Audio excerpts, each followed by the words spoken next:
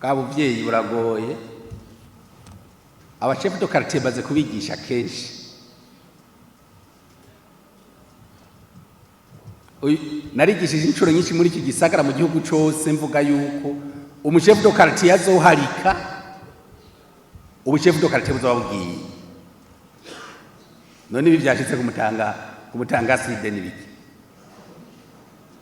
kandi naje nihombaga uraza ama message mfise ibi bavuze aha nta na kimwe ntarinzi byose narinzi ko na mustane wa mukaza ari we pale wa chef de quartier ndabise ngaha mu telefone ahiruzuye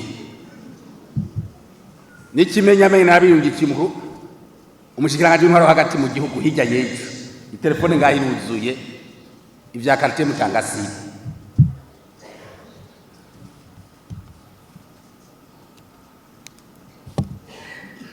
iyo urugo rwahungabanye pare n'amarene ni wagerageza kumenamwo mabisi none nyakubahwa pare waragerageje kumenamwo mabisi simuze ngo wisigure eka hano twaje kwisigura waragerageje kumenamwo mabisi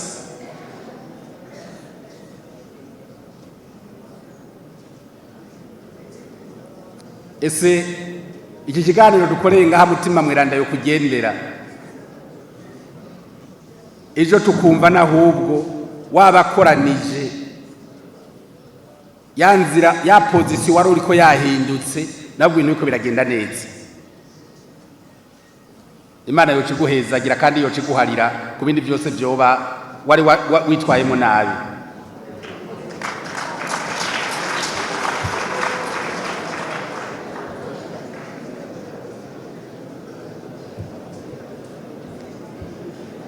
izi témoignages zirakwiye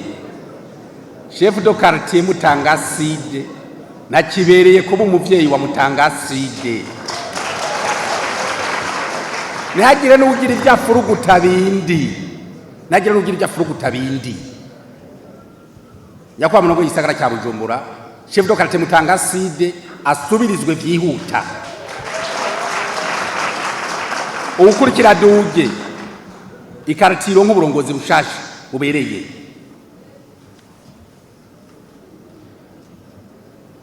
uzoba chef de quartier egarico ntavuze imbere yuko dutunganiriza abandi tubanze dutunganye ingo zacu none uzotanga ico utafise tubanze dutunganye ingo zacu imbere ko tuza gutunganya ingo z'abandi